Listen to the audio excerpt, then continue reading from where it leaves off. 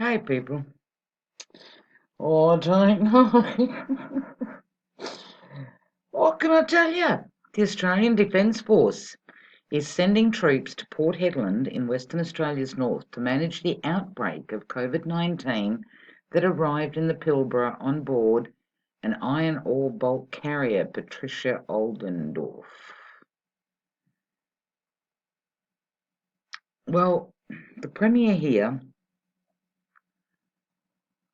is saying that they're easing on the restrictions of people coming from Victoria and New South Wales. They don't have to stay quarantined in hotels at their own expense, which I don't know why people have to do that at their own expense anyway. But I guess that's why they gave you the stimulus package. Like I say, it's not for you to buy a pair of Nikes or a Gucci bag. It's to pay the fines, it's to pay for your quarantine in hotels. That's what your stimulus money is for. But anyway, let's read on, okay?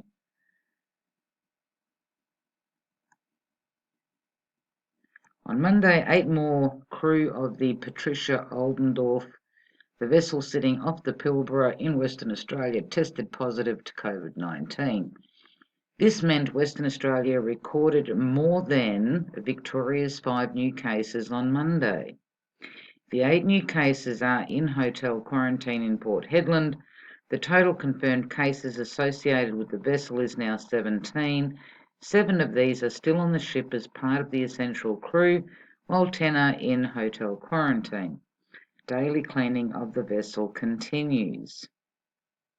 All crew members are in good spirits and have been able to contact family at home, a health department spokesman said. Crew had been provided access to culturally appropriate food by a Filipino chef. Australian Medical Association WA President Dr. Andrew Miller warned the state's regional health services could not cope with a bigger outbreak. How many did we say there were? 19? We are into new territory here. The north is so fucking isolated. Who do they think is going to get it? The kangaroos? If any of the crew became critically unwell, this would pose more challenges. He said regional areas were very vulnerable. Some of the doctors in the town were not confident the health facilities there would be able to cope with critically ill patients with the highly contagious illness.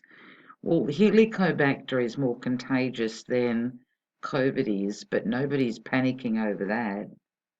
But anyway, Dr. Miller said the regional hospitals were tiny and had limited capacity to provide proper intensive care.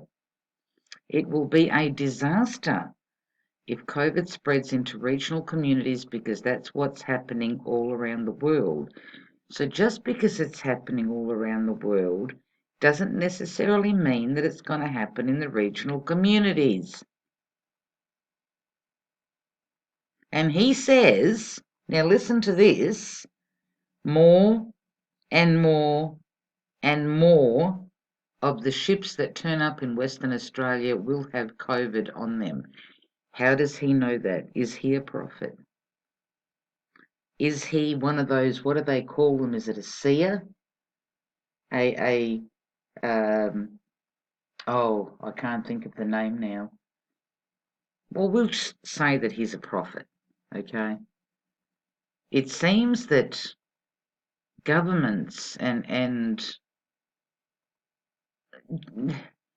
how do they know this? What somebody did a model somewhere. I mean, we've been walking around here in WA this whole time. I've not seen anybody drop dead on the streets. I've not seen anything disastrous, people.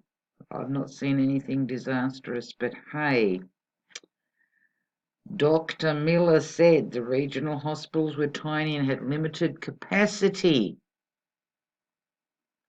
We'll just fly them on down to Perth.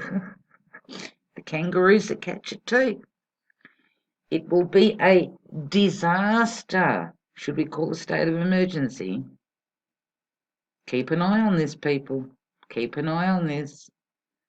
It will be a disaster if COVID spreads into regional communities, because that's what's happening all around the world.